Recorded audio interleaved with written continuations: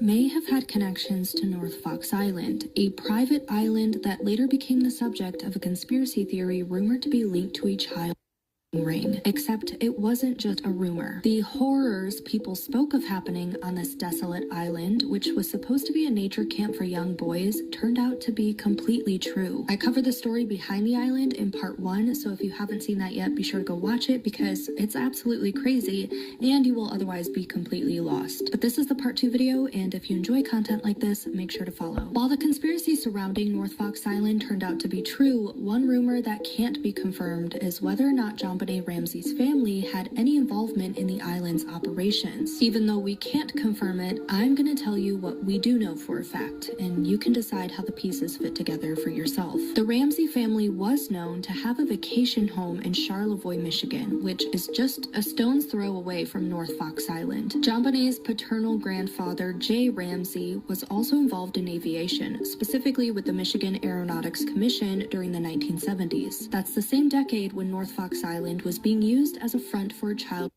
ring operating under the guise of a non-profit organization. If you don't remember or haven't watched part 1, the very first thing Frank Sheldon did after purchasing the island was built an airstrip so small planes could land and shuttle boys in and out. So it was during the same period of time that Jay Ramsey served as the director of the Michigan Aeronautics Commission, meaning that he was responsible for licensing and overseeing airstrips built throughout the state. He held that position for 22 years, and during that time, the number of licensed airports in Michigan grew from 130 to 322. Now, this doesn't prove any connection between him and North Fox Island, but it does suggest that the project most likely would have crossed his desk and that he was most likely the one that had to have approved Sheldon's airstrip on the island. We also know that Sheldon was a well-known figure in Charlevoix, the same area where the Ramsey family owned property. The story of North Fox Island broke in 1977 and Jay Ramsey retired just 2 years later in 1979. Those are the facts. Whether or not they point to JonBenet's family being involved with North Fox Island is purely speculative, and I'd love to hear your thoughts about it in the comments. But what we do have more evidence for is that the island's operations have been linked to the Oakland County Child,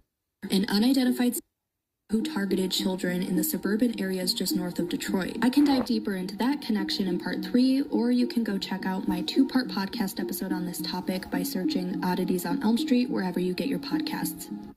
Oh yeah, I want to hear more of what she got to bring.